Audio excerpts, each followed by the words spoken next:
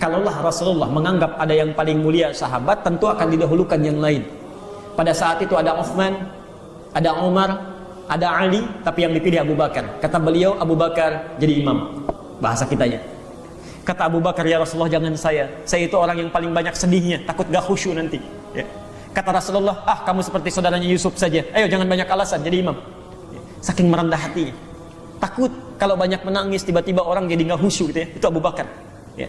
Singkatnya, setelah wafat bersepakat sahabat, bersepakat. Tidak banyak persoalan perbincangan lagi. Ya, musyawarahnya singkat, cuma kumpul langsung tertuju pada Abu Bakar. Abu Bakar menjadikan khalifah pertama, dijadikan khalifah pertama menggantikan Rasulullah sallallahu alaihi wasallam. Selesai. Ini sekaligus kisah ini membantah secara nyata dari sisi sejarah orang-orang yang mengatakan bahwa, mohon maaf, sahabat-sahabat Nabi khususnya Abu Bakar itu merampas kekhalifahan dari Ali.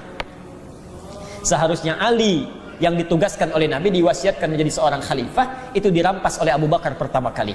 Makanya dendam betul, ada orang-orang yang dendam kepada Abu Bakar, ya marah, mencelaknya, bahkan menyebut anaknya sebagai pelacur. Na'udzubillah, ya, masya Allah, hati-hati, ya.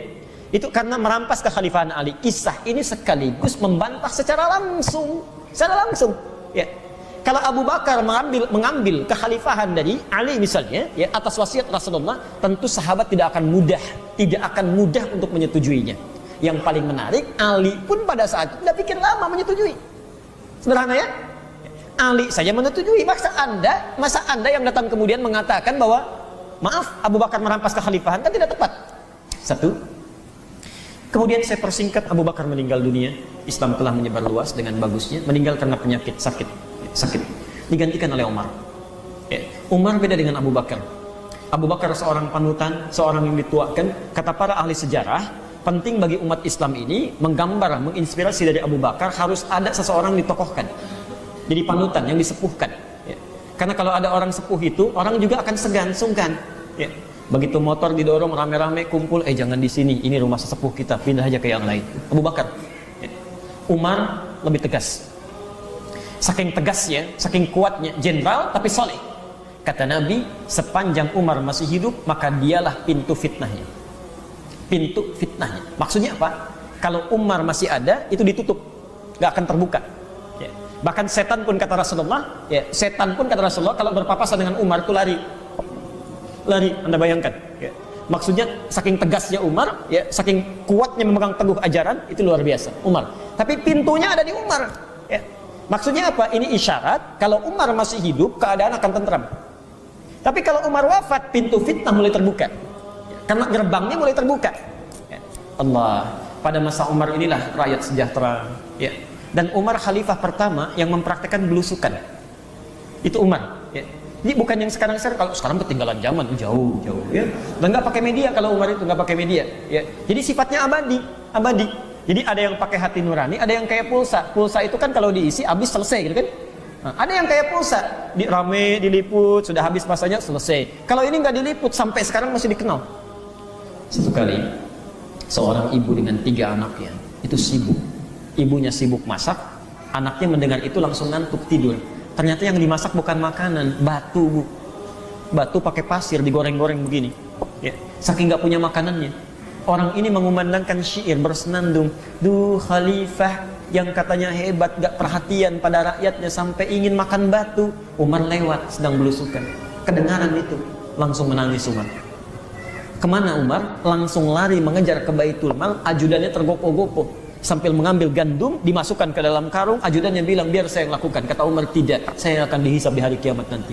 Dibawa itu gandumnya sekarung, dibawa ke hadapan ibu tadi. Ibu tadi masih mencela khalifah, langsung dimasakin oleh Umar sampai jadinya, sampai dituangkan, sampai dibangunkan anak-anaknya. Dalam keadaan demikian, ibu tadi tidak tahu bahwa yang membantu dia seorang khalifah yang sedang dicelanya.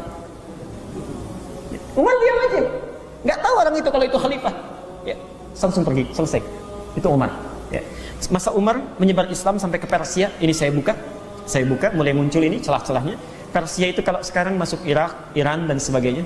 Ya. Ditaklukkan Persia di masa Umar bin Khattab, semakin luas Islam. Anda penting tahu, Persia sebelum ditaklukkan, itu Persia itu sudah lekat dengan kultus, ya, dengan tahayul, dengan filsafat, sudah kuat sekali, ya, sudah kuat sekali. Ya. Dengan cerita-cerita ya, macam-macam, ditaklukkan itu dimasukkan nilai Islam di dalamnya. Singkatnya menyebar Islam, hancur imperium Persia. Nah, ada satu orang masuk Islam, seorang budak. Ya, budak. Pikirannya pendek, ya, kadang-kadang mudah disusupi, namanya Abu Lu'lu'ah. Abu Lu'lu'ah. Ya. Orang ini ketika masuk Islam, sesekali dia menatap ke arah tempat dia dilahirkan di Persia. Dulu kok maju, hebat ini, tapi kok setelah Islam datang jadi begini, hilang keemasannya, berubah fungsinya. Ya. Dulu mereka punya menara. Ya. Nih Al-Ihsan PTN punya menara. Tahu artinya menara? Apa artinya? Menara? Nah, kalau tidak tahu katakan wallahu a'lam. Apa artinya menara? Kok antum bisa bikin gitu? Wallahu a'lam. Baik. Menara dari kata manarun, artinya tempat api. Tempat api. Di nar itu api. Ya. Manarun tempat api, manarah. Tempat api. Ya. Di Persia itu dulu, ya, mereka kan diantara termasuk golongan Majusi, ya, nyembahnya ke api. Jadi kalau mau mereka ibadah, itu mereka menghadap ke api baru menyembah. Di antara api-api yang paling favorit itu mereka bangun di tempat yang tinggi, tempatnya tinggi besar, ya. Di situ disimpan api, mereka sujud ke situ. Ya. Tempat yang disebut dengan manarah. Ketika ditaklukkan oleh Islam, diganti itu, dihilangkan apinya, diganti menjadi tempat azan. Ya. Jadi orang kalau azan ke situ naik, ya, supaya lebih terdengar, ya, lebih nyaring, terdengar dan lebih luas jangkauan suaranya. Maka dia lihat dulu yang tadinya megah banyak apinya, kok sekarang cuma suara-suara saja. Masuk bisikan-bisikan yang tidak baik, diprovokasi oleh orang, mulailah muncul keinginan untuk mengeksekusi siapa ini yang telah berbuat begini. Puncaknya tertuju pikirannya pada Umar bin Khattab. Ya. Diamati kebiasaan Umar, senang salat subuh di masjid, ya. Suka jalannya lewat sini. Setelah dipelajari petanya, diketahui, mulailah dia Abu Lu'lu'ah membuat pedang, ya, pedang kecil lah, semacam golok itu, khusus dibuat langsung bermata dua. Jadi kalau mata satu itu untuk melukai, ya. Tapi kalau mata dua sisi itu pasti yang satu melukai, yang satu membunuh, mengoyak jantung. Maka diikuti, dipelajari cara Umar masuk ke dalam masjid, kapan dia sholat, Masya Allah. Setelah diketahui itu, satu kali setelah ditetapkan waktunya, mojok Abu Lu'lu'ah menunggu duluan di masjid. Setelah siap Umar datang, siap akan dibuka salat, ya, siap mulai bertakbir, Umar meluruskan barisan. Begitu takbir Allahu Akbar, menyelinap ke barisan pertama, ditusukkan ke Umar. Ya, beberapa kali. Jatuh tersungkur Umar, ya, sahabat mulai panik situasi itu, masing-masing mulai akan menolong. Orang ini paham, ya. Pasti kalau ketangkap dieksekusi juga. Akhirnya apa yang dilakukan? Setelah Umar berhasil dicelakai, dia sabatkan pedangnya ke kanan dan ke kiri. Kurang lebih 12 sahabat syahid pada saat itu. Bukan cuma Umar. Ya. Ditangkap orang ini, begitu ketahuan, ditangkap, dipegang, dihimpun. Ya. Dia memilih untuk bunuh diri. Maka wafatlah dia. Meninggal Umar bin Khattab, wafat Umar, sahabat mulai berkumpul. Ini karena Umar sudah wafat, ya, maka kita harus memilih khalifah yang baru. Saya percepat. Maka mereka diskusi, kumpulah 6 orang. Ada Uthman, ada Ali, ada Talha, ada Ibnu Zubair, ada Abdurrahman bin Auf, kumpul. Ya. Dan yang menarik, semua saling memilih orang lain. Ya. Nggak ada pilih masing-masing, itu nggak ada. Ya. Nggak ada. Ya. Masya Allah. Misal, saya ajukan diri saya aja, nggak ada. Ya. Jadi Uthman memilih si A memilih si B memilih si C. Bahkan terakhir ketika dipilih Abdurrahman bin Auf, nggak bisa pilih orang lagi. Kata Abdurrahman bin Auf, saya mengundurkan diri. Udah gak ada yang ditunjuk. Antum misalnya berjajar begini, saya milih si A, saya milih si B, saya milih si C, sampai ke ujungnya gak ada lagi orangnya, saya mengundurkan diri. Masya Allah. Gak ada, ya, Masya Allah. Minta khalifah aja enggak, ya, minta saham pun tidak. Kan sekarang rame ya, mama minta pulsa, papa minta saham. Aneh-aneh aja itu ya. Mamanya gak minta, papanya gak minta ini. Coba antum kalau bikin istilah yang jelas lah, ya. Kasihan itu. Sepakatlah semua sudah, Uthman diangkat. Tidak ada yang keberatan. Antum mesti catat betul. Tadi saya sampaikan di muka, Nabi mengatakan Umar itu pintu fitnah, penjaganya maksudnya, penjaganya. Maka ketika Umar wafat, mulailah muncul, setan mulai bergerak. Okay. Orang-orang mulai tampak siapa yang setia, siapa yang menunggu momentum. Uthman naik diangkat menjadi khalifah. Uthman itu orang paling lembut di antara sahabat Nabi, paling pemalu. Saking pemalunya Rasulullah pun memperlakukan Utsman beda dengan sahabat lain. Allah. Nabi sedang duduk begini, sebagian bajunya tersingkap di kakinya, di pahanya. Ya. Abu Bakar datang, itu masih begitu saja. Umar datang belum diperbaiki. Begitu Utsman datang ditutup oleh Rasulullah. Bertanya Abu Bakar dan Umar, kenapa ya Rasulullah? Akan datang seorang pemalu. Dia saja malu dengan saya pun mesti malu dengan dia. Utsman. Bahkan ketika sedang makan anggur di salah satu kebun, ya, datang Utsman. Kata Rasulullah, ya Utsman, engkau akan banyak ujiannya, engkau akan banyak cobaannya. Bersabarlah. Allah. Singkatnya Utsman naik. Fitnah pertama yang muncul adalah masuk Islamnya seorang tokoh Yahudi namanya Abdullah bin Sabah. Ini orang Yahudi, bukan Yahudi biasa, tapi tokoh Yahudi, Rabi. Masuk Islam dia. Mengatakan asyhadu an la ilaha illallah, di lisannya asyhadu anna Muhammadar Rasulullah. Abdullah bin Sabah. Tentang Abdullah bin Sabah ini jangankan referensi dari kitab Sunni, dari kitab Syiah pun ada. Ini saya bawa bukunya, jadi bisa dibacakan nanti, simpan. Kalau mau kopi nanti insya Allah saya izinkan ini, karena dapatnya agak susah. Ini agak langka kitabnya, agak langka. Dan ini yang paling kontemporer. Ini yang bagus, bukan hanya seputar isinya membahas tentang Syiah, tapi semua tanya jawab persoalan-persoalan seputar Syiah dibahas. Ya, baik. Pelan-pelan. Masuk Islam Abdullah bin Sabah. Siapa dia? Ini tokoh Yahudi paling provokatif di zamannya. Paling provokatif. Ya. Dia mengatakan masuk Islam, Allah ternyata dicatat dalam sejarah masuk Islamnya ini sebagai kamuflase saja karena sudah menyusun siasat. Dia mempelajari itu. Masa Abu Bakar gak mungkin diruntuhkan Islam. Ya. Ini orang ini punya sifat dendam karena dulu Yahudi diusir oleh Rasulullah atas perintah wahyu dari Madinah. Ya. Dari Madinah dikeluarkan sampai dari Khaybar dikeluarkan karena bukan karena diusir, bukan karena turun wahyu saja, bukan. Karena memang penyakit. Ya. Secara hukum politik suka merusak, sudah ada perjanjian. Mereka dikeluarkan bukan karena Allah memerintahkan saja, bukan. Karena memang mereka berperilaku untuk minta dikeluarkan. Ada anak masuk sekolah. Aturan di sekolah mengatakan siapa yang merokok akan dikeluarkan dari sekolah. Ya, kepala sekolah akan mengeluarkan. Tiba-tiba ada seorang anak merokok. Kepala sekolah mengeluarkan dia. Pertanyaan saya, siapa yang mengeluarkan anak itu dari sekolah? Anak itu sendiri. Karena dia merokok. Kepala sekolah cuma menjalankan aturan saja. Nah, Nabi punya perjanjian dengan Yahudi, tidak boleh berkhianat. Siapa yang merusak sistem keamanan, siapa yang merusak sistem ketentraman dalam satu negara, dia harus keluar dari situ. Jangankan dulu lah. Sekarang saja kalau ada yang memberontak, ya kan? Sekarang ada yang merusak sistem negara, pasti dieksekusi juga kan? Ya, itu dikeluar. Nabi masih baik itu. Jangan dieksekusi, jangan dibunuh. Mungkin saja dia keluar masih bisa berubah. Dikeluarkan dari Madinah. Itu dendam. Keturunannya diantaranya itu diwariskan cerita-cerita itu sampai kepada Abdullah bin Sabah. Ini mencari momentum kapan nih bisa dibalikan lagi situasi. Harus dipecah di dalamnya. Masa Abu Bakar gak mungkin karena masih kuat. Masa Umar setan aja lari, apalagi saya. Allah, apalagi dia, maksudnya maaf bukan saya. Apalagi Abdullah bin Sabah. Baik. Wafat Umar, muncullah khalifah paling lembut. Masya Allah. Dimanfaatkanlah ini oleh Abdullah bin Sabah. Utsman saat naik menjadi seorang khalifah, dipilih oleh beliau orang-orang terbaik untuk jadi pemimpin di daerah-daerah, gubernur lah kalau kita. Ternyata yang terbaik itu saudara-saudaranya dari Bani Umayyah. Amr bin As diutus ke Mesir. Muawiyah diutus ke Syam. Syam sekarang Palestina, ya, Syria, ya, Lebanon, Jordan, ya, Urdun itu Syam sekarang. Allah. Dimanfaatkanlah ini oleh Abdullah bin Sabah untuk memecah belah. Isu pertama dua. Satu, perhatikan, disebarkan di Madinah isu Utsman itu nepotisme katanya. Yang dipilih cuma keluarganya aja, padahal ada sahabat terbaik. Ya. Tapi yang diberikan informasi ini bukan para sahabat-sahabat yang senior, bukan.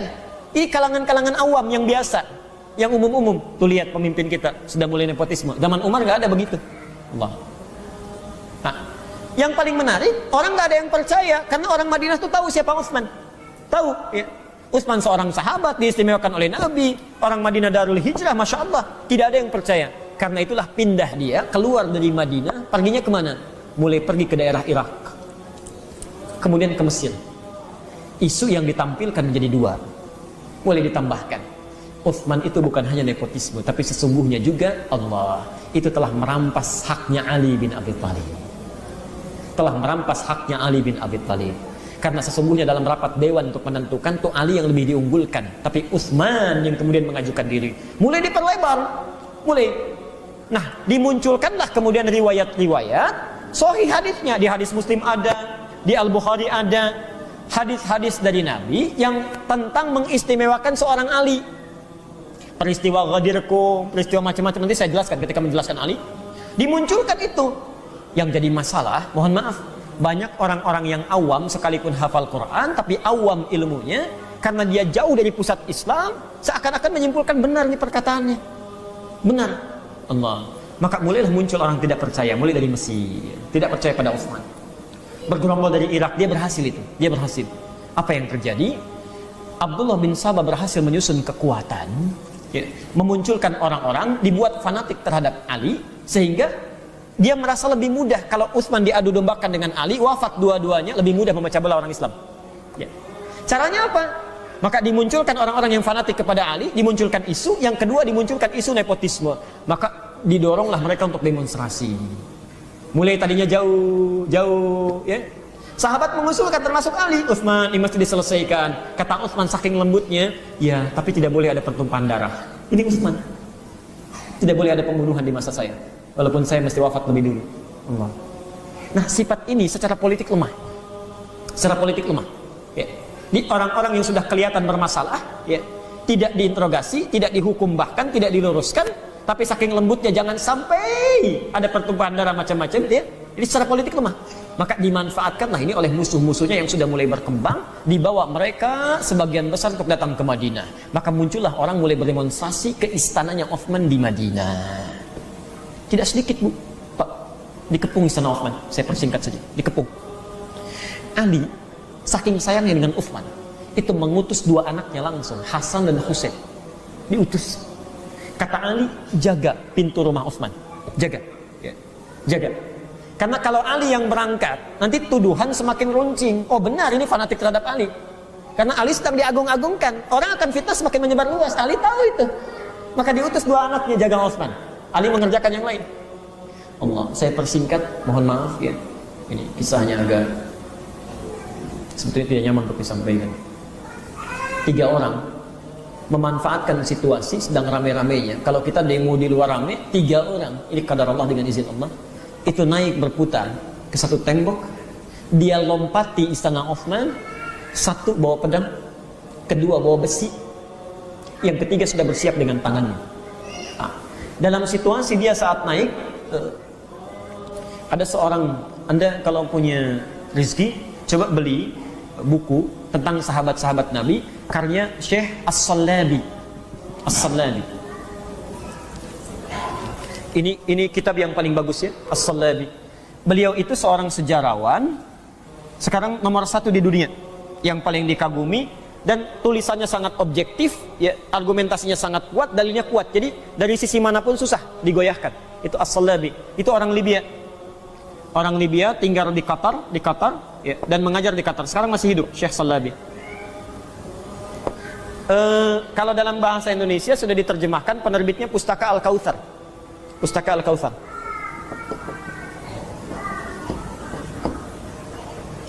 Saat itu Utsman sedang tertidur, ya. Kemudian minta kepada ajudannya, pembantunya, supaya tidak dibangunkan kecuali pada masa sekian ingin baca Quran. Ya. Ketika tiba waktunya dibangunkan, Utsman bertanya, kenapa engkau bangunkan saya? Nih. Kata pembantunya, kan Anda yang minta. Kata Utsman, sungguh barusan saya bermimpi bertemu dengan Abu Bakar dan Umar. Mereka katakan jangan dulu buka, nanti bukanya sama-sama dengan kami, dengan Rasulullah SAW. Lalu baca Quranlah beliau. Saat sedang baca Quran itulah 3 orang tadi naik langsung mendobrak keadaan pintu kamarnya Utsman. Yang satu yang tidak bawa apa-apa itu langsung menarik Utsman. Saya persingkat, yang bawa pedang langsung menusuknya, yang bawa besi tadi menusuk Utsman dari tenggorokan langsung ke atas. Ya, wafat Utsman. Ya, bahkan ada riwayat lain menyebutkan sampai disembelih, ya, sampai dieksekusi. Orang panik, tersebar berita. Orang ini lari, tidak diketahui siapa. Dia pergi, lari meninggalkan tempatnya Utsman. Ya, qadar Allah tersebar berita, Khalifah mat, Khalifah telah wafat. Menyebar berita itu, yang pertama kali membuncah kemarahannya itu Ali bin Abi Thalib. Ali bin Abi Thalib. Ya. Kalau secara nalar politik logika tentu akan senang, ya.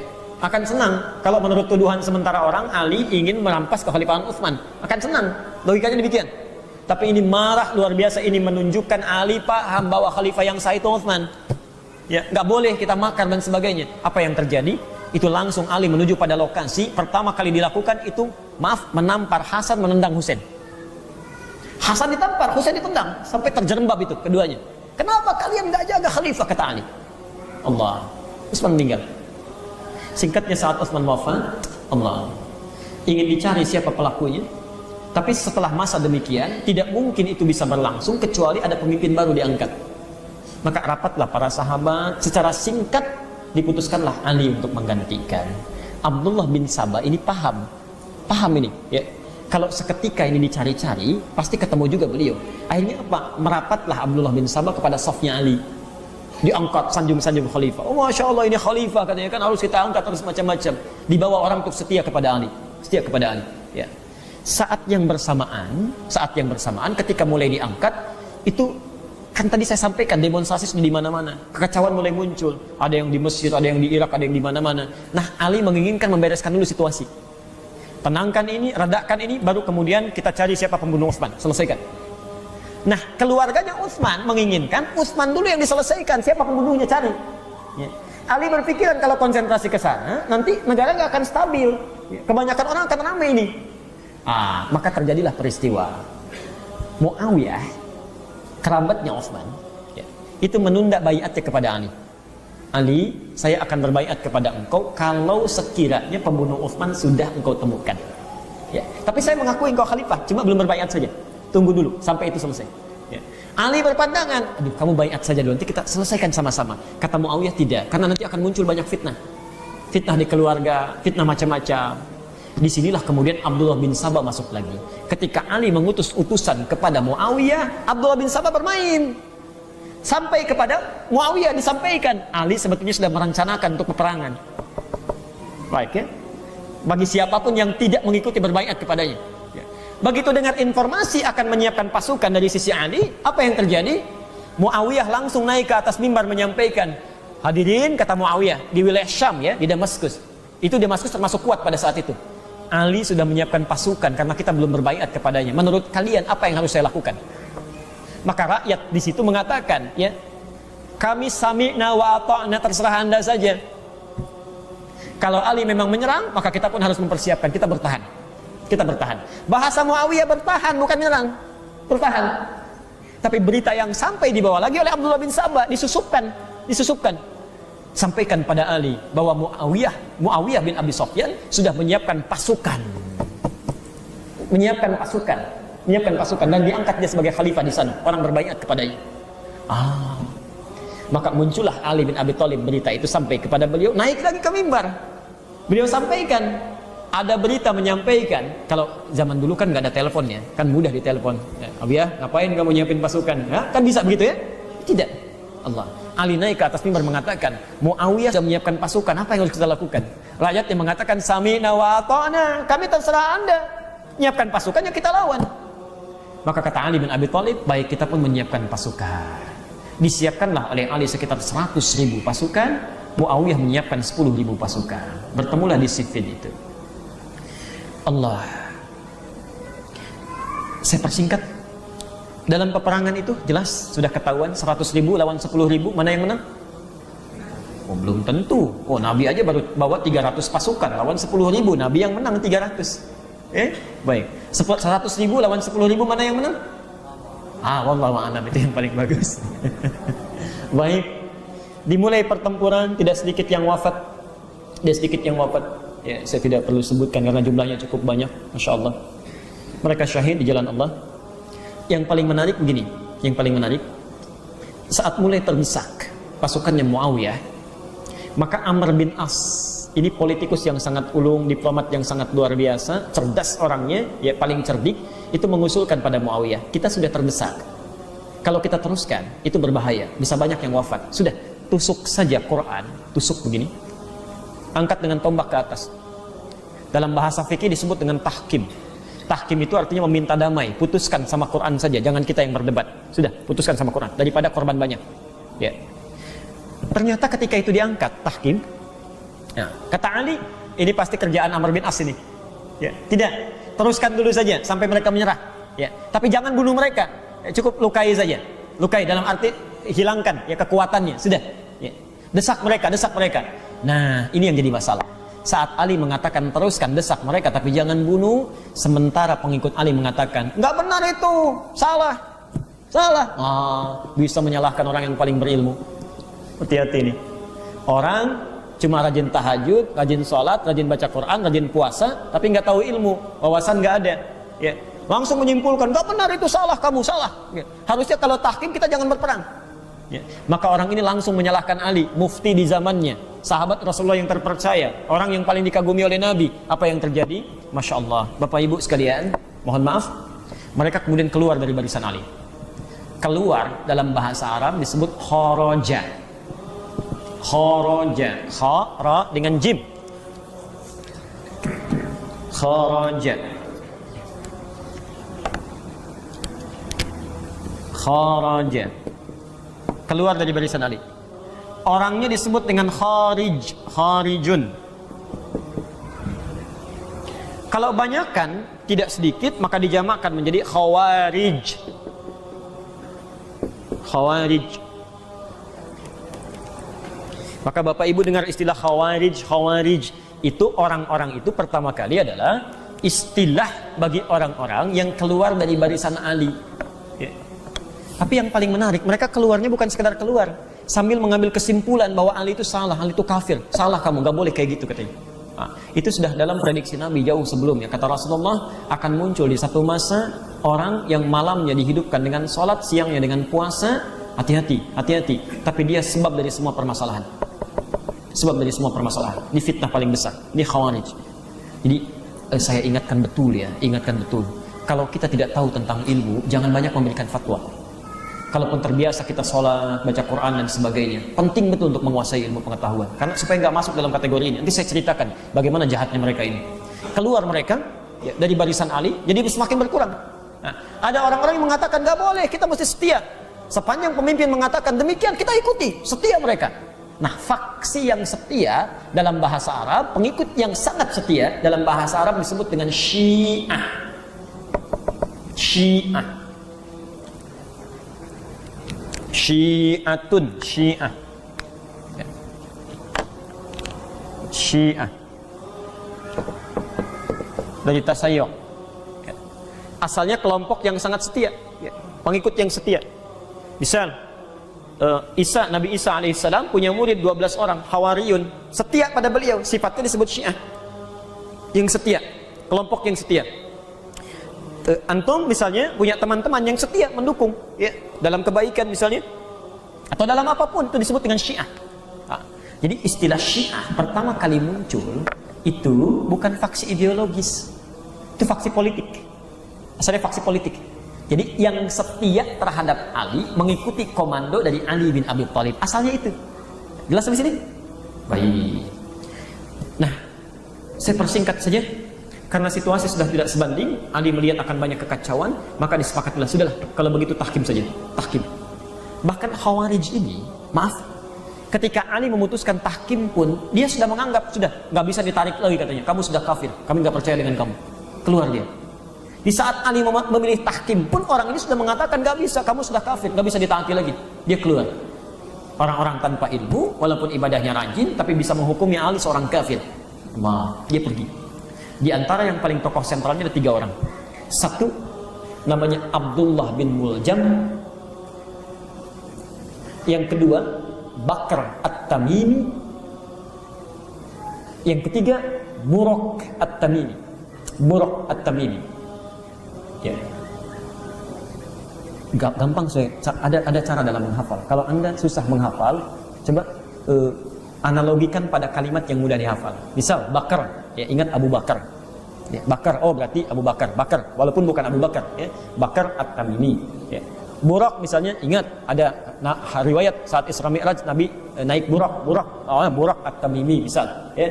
Abdullah bin Muljam, di Abdullah bin Muljam, Burak At-Tamimi, dan Bakar At-Tamimi. Ini tokoh sentralnya. Keluar mereka, disepakati tahkim. Disinilah Abdullah bin Sabah bermain lagi. Perhatikan. Kesepakatannya begini. Ini Ali diangkat jadi khalifah. Muawiyah dibaiat jadi khalifah juga di Damaskus. Kesepakatannya dua-duanya mesti turun. Lu diserahkan pada rakyat untuk memilih siapa yang diangkat jadi khalifah dan sepakat mengatasi persoalan. Ya. Perhatikan, Ali mengutus Abu Musa Al-Asy'ari dalam proses tahkim. Kata Ali, bawa cincin khalifah ini, naik sampaikan kepada masyarakat, turunkan dulu dua-duanya, turunkan Ali. Ini diutus untuk menurunkan Ali. Muawiyah mengutus Amr bin As. Begitu Abu Musa Al-Asy'ari naik ke atas mengatakan, saya dengan kesepakatan bersama menurunkan Ali dari khalifah. Selesai.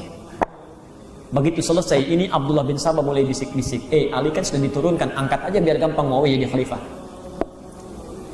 Ali kan sudah turun, paling gampang angkat Muawiyah jadi khalifah.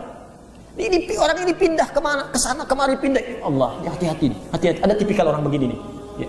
Maka dari itulah muncul Amr bin As naik menyampaikan, karena Ali sudah diturunkan, maka kami mengangkat Muawiyah menjadi khalifah. Ali nggak marah tuh, nggak marah. Bisa Ali mengatakan itu nggak benar, itu bukan perjanjian kita, bisa. Tapi Ali paham, kalau hukum sudah ditampilkan di hadapan khalayak sudah selesai. Sudah, kalau hukum sudah ditampilkan tidak boleh lagi berbeda. Ali tunduk itu, sudah. Dibuat kesepakatan, yang penting rakyat tentram.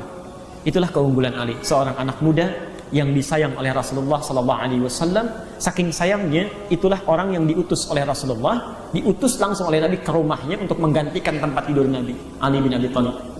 Bapak Ibu sekalian, waktu mau hijrah, banyak orang tidak tahu kisahnya. Taunya rumah Nabi dikepung aja. Saking ketatnya pengepungan rumah Nabi, dalam riwayat disebutkan, kata para sejarawan, jangankan orang, binatang saja mau masuk itu sudah kena itu. Saking ketatnya. Nabi sudah siap-siap hijrah dengan Abu Bakar. Kata Rasulullah, Ali, bala ya Rasulullah, iya, gantikan tempat tidur saya. Tidur di tempat tidur saya. Maaf, yang diincar pada saat itu siapa? Nabi. Berarti tempat tidur itu memang tempat maut itu. Artinya pasti bertukar dengan kematian. Saking polosnya Ali, saking taatnya beliau, tidak banyak panjang pikir, langsung mengatakan, iya, siap ya Rasulullah. Gak ada pikir-pikir dulu. Atau misalnya, ya Rasulullah janganlah, Abu Bakar aja yang tuaan dikit, yang saya nanti ikut Nabi. Ali itu langsung tidur. Saking taatnya beliau, itu dibawa sampai setelah wafat Nabi. Sudah, tidak boleh ada pertempuran lagi. Saya taat. Cuma ada perjanjian nanti, satu masa akan diserahkan kembali.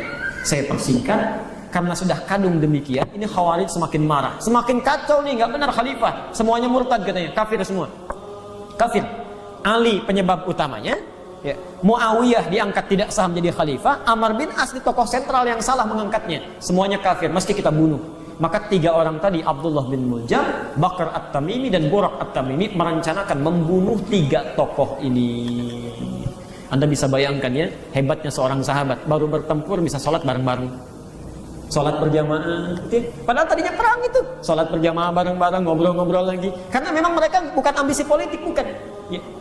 Saking mereka bersahabatnya gitu. Ya. Coba bisa nggak antum? Jangankan perang fisik lah. Ya. Kita misalnya ada perasaan iri hati saja, bisa nggak ngobrol bareng-bareng? Nggak ada. Tetangga keluar duluan, kita mau keluar, tunggu biar dulu dia dulu yang jalan. Itu yang begitu tuh. Kita enggak, insya Allah. Yang lain, yang lain. Di sini enggak, insya Allah. Enggak, saya nggak bilang nggak beda. Enggak, insya Allah. Enggak usah pakai beda. Saya tuliskan dulu. Maka diputuskanlah tiga ini harus dieksekusi.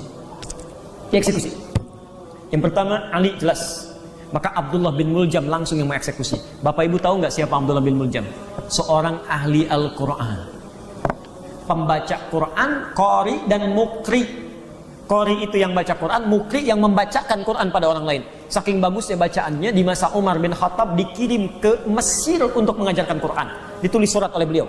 Akan datang seorang pembaca Quran, perlakukan dia dengan baik, berikan kebutuhannya. Abdullah bin Muljam. Tapi ini kena, karena nggak ada ilmu, masuk, Abdullah bin Sabah masuk, mengatakan Ali kafir, kafir harus dibunuh Allah. Dan puncaknya, maaf, datang fitnah baru. Ada seorang perempuan, sangat cantik parasnya, tergoda Abdullah bin Muljam oleh orang ini. Kemudian bermaksud untuk dinikahi. Kata perempuan ini semakin menguatkan dirinya. Kalau kamu ingin nikahi saya, maka salah satu maharnya harus membunuh Ali bin Abi Thalib. Perempuan Yahudi ternyata. Ya, perempuan Yahudi, desainnya Abdullah bin Sabah. Futaimah namanya, Futaimah. Allah. Apa yang terjadi? Semakin kuat niatnya, berkomplot 3 orang ini. Satu ingin membunuh Ali, Abdullah bin Muljam. Yang satu Muawiyah bin Abi Sufyan, satu Amr bin As. Tiganya berangkat bersamaan. Ya, karena tahu akan salat berjamaah. Apa yang terjadi? Muawiyah bin Abi Sufyan gak jadi ke masjid karena sedang sakit saat itu, gak berangkat.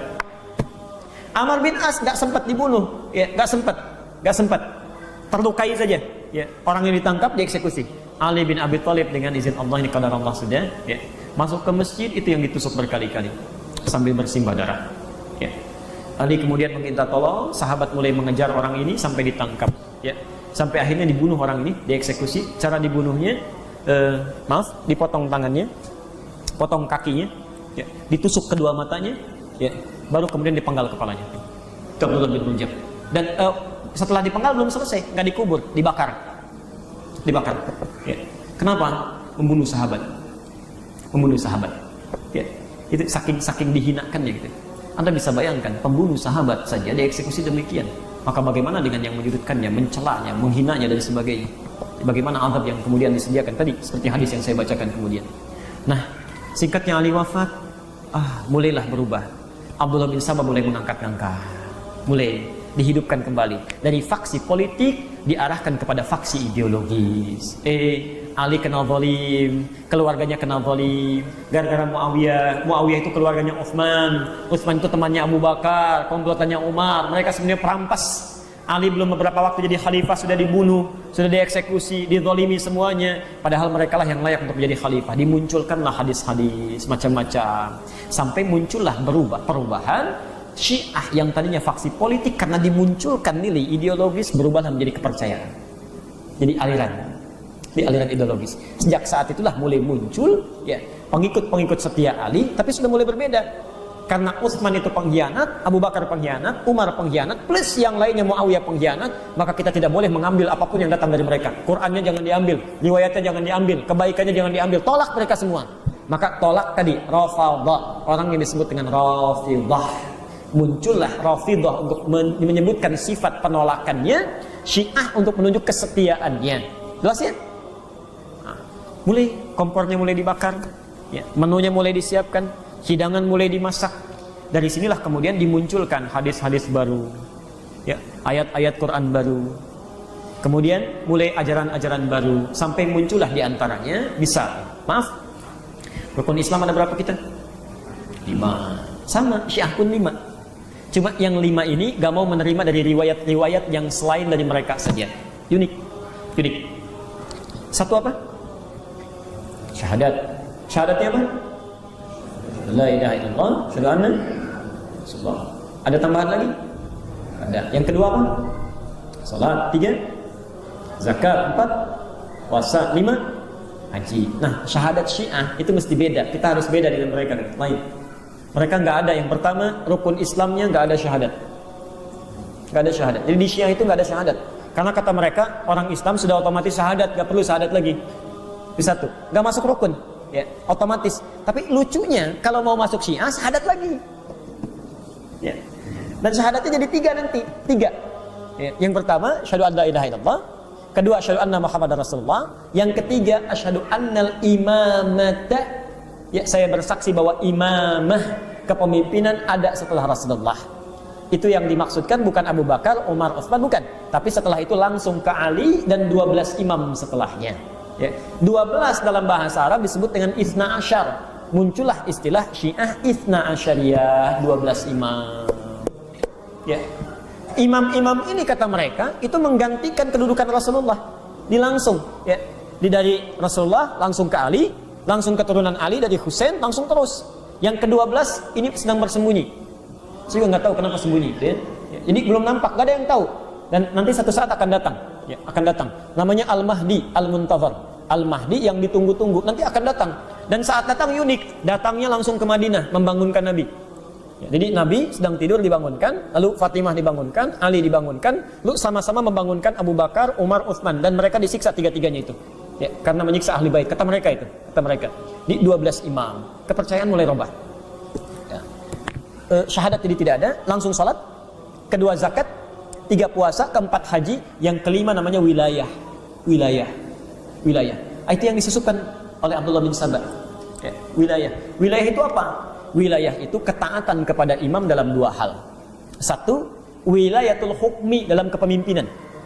Jadi kalau dalam kepemimpinan di masyarakat, kepemimpinan negara, itu harus taat pada imam. Siapapun presidennya harus ada imamnya. Misal, sekarang misalnya kalau di Iran ya, imamnya Ayatullah misal Khomeini itu imamnya. Ya. Presidennya siapa? Bukan beliau, presidennya yang lain. Ya.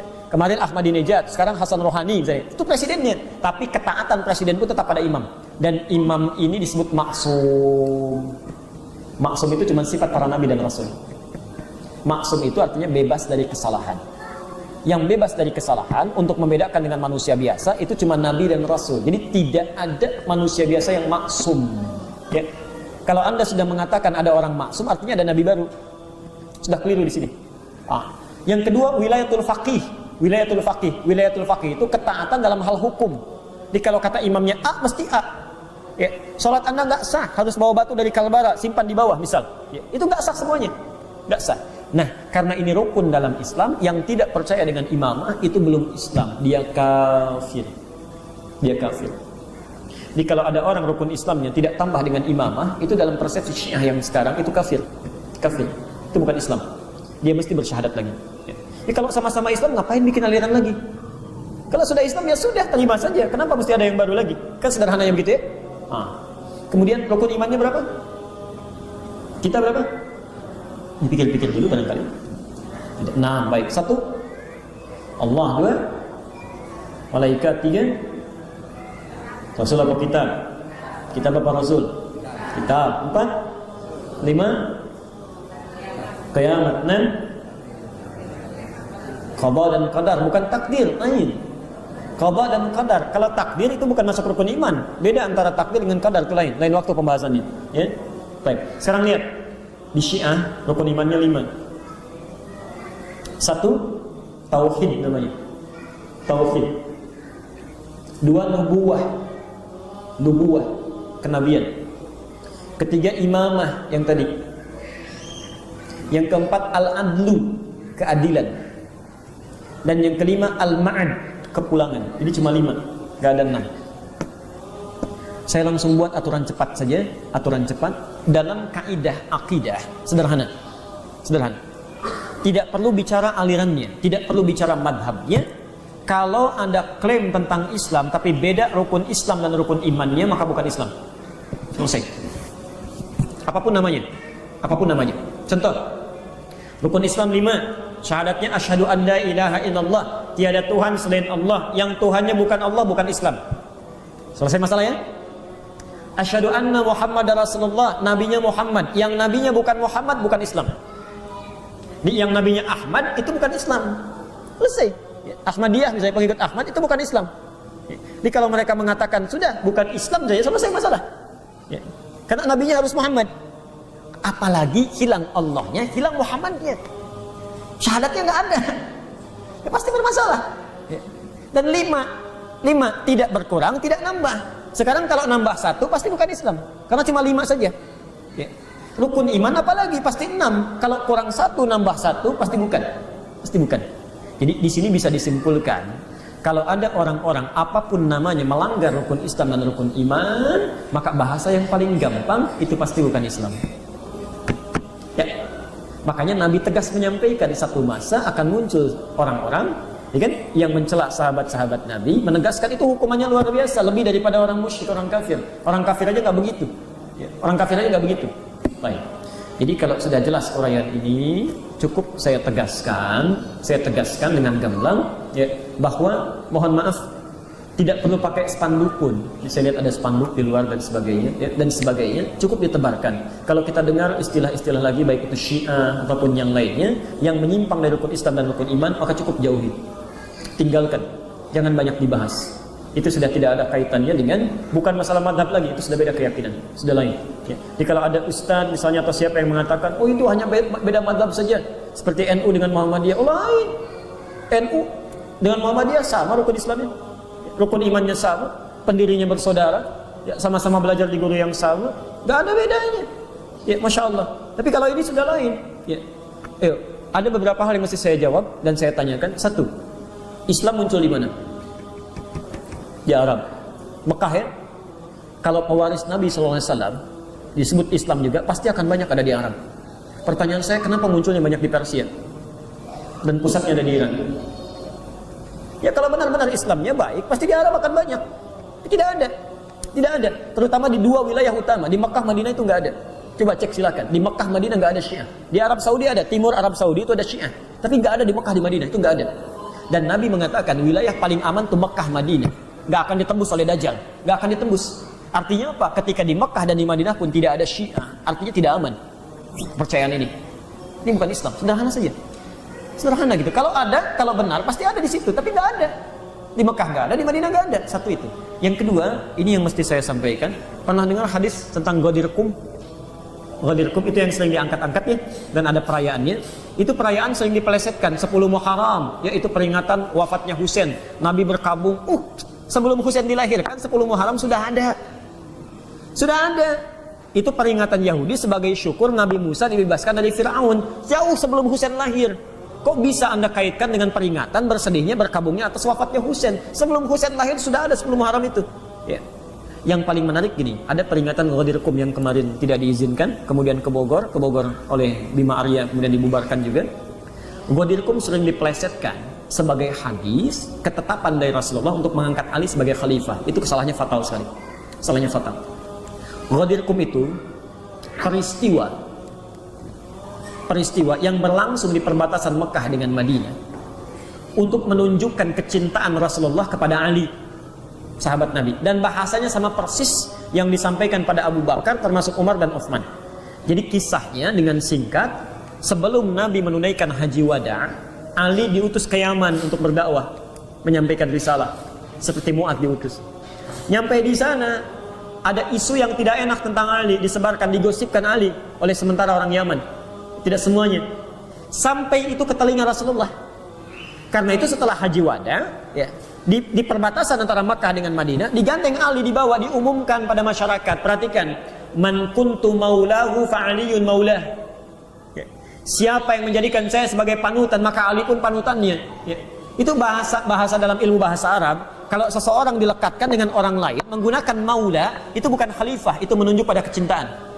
Maksudnya, kalau Anda cinta pada saya, jadikan saya panutan, maka Ali jangan dicela, ini sahabat saya.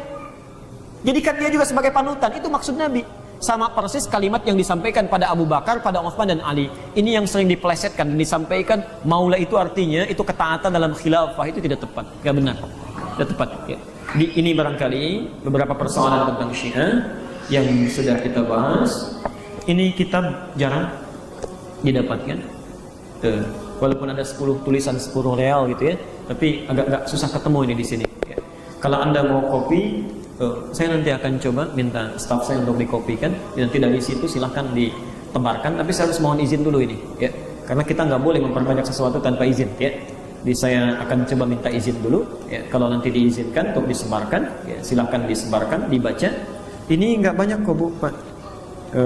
Sebentar ya, coba kita cek. Oh, cuma 279 halaman, gak banyak. Oh, ini juga referensi. 271 halaman, gak banyak. Ya, seminggu selesai lah. Cuma masih pakai bahasa Arab, ya. Dipakai bahasa Arab. Ya. Kalau ini agak tebal. Ini banyak ini. Nanti kalau sudah selesai kajian, kita nanti coba bahas ini ya. Bahas ini supaya paham betul tulisan beliau itu bagaimana sebetulnya. Ya. Jangan-jangan yang ditulis beliau nggak sama dengan yang sekarang dipahami orang. Ini banyak sekali keutamaan buku ini. Ini masih ada bahasa Indonesianya, ya, masih ada, masih ada. Cuma ini kata pengantarnya, isinya bahasa Arab juga. Ya. Ini pengantar dari cucunya dalam penerbitan, ada 3 halaman bahasa Indonesia. Tapi kalau mau isinya pakai bahasa Arab juga, Insya Allah. Jelas pertanyaan saya? Jelas ya? Jadi kesimpulannya, dan tidak perlu banyak disimpulkan, Syiah itu kalau sudah dengar tentang Syiah, ini saya tidak membela A dengan B ya. Jangan ketika bicara Syiah pasti Wahabi. Enak saja lisannya mengatakan. Ya. Kadang-kadang orang yang bilang Wahabi pun nggak ngerti apa itu Wahabi. Ya. Terus kalau bicara Wahabi pasti Syiah gitu. Anda maunya apa sih betulnya? Ya. Ini nggak ada hubungan. Saya tidak ada hubungan dengan Wahabi, dengan Syiah, dengan macam-macam. Tapi ini adalah materi yang memang harus disampaikan, harus diketahui oleh setiap muslim, dan kita membutuhkan pengetahuan ini karena sedang marak-marak isunya, ya. Di kesimpulannya An-Nisa ayat 140 itu kesimpulan terbaiknya dari Quran. Wa qad nazzala 'alaikum fil kitab, sungguh tetap ketentuan dalam Al-Quran, an idza sami'tum ayatillahi yukfaru biha wa yustahza'u biha, kalau anda mendengar ayat-ayat Allah diingkari, ya, rukun Islam ada 5 diingkari, iman ada 6 diingkari, wa yustahza'u biha atau mengolok-olok. Hati-hati ya, ada orang mengolok-olok nilai-nilai Islam, ya, mengolok-olok apapun itu, tentang pakaian, tentang hijab, tentang janggut, tentang macam-macam, maka aturannya perhatikan. Fala taq'udu ma'ahum, jangan duduk bergaul bersanding dengan mereka. Tulisannya jangan dibaca, acaranya jangan ditonton, ya. Mohon maaf, sudah tinggalkan aja, tinggalkan. Hatta yahudu fi haditsin ghairihi, sampai mereka bertobat dan pindah pada perkataan yang lebih baik lagi. Innakum idzam misluhum, kalau anda banyak bahas tentang itu, sharing status, dibahas-bahas, jadi penasaran, ujung-ujungnya kata Quran bisa seperti mereka itu. Ini sudah, kalau sudah jelas menyimpang, jangan banyak dibahas, jangan banyak didiskusikan, sudah ketahui itu adalah hal yang menyimpang, tinggalkan sampai hilang isunya seketika.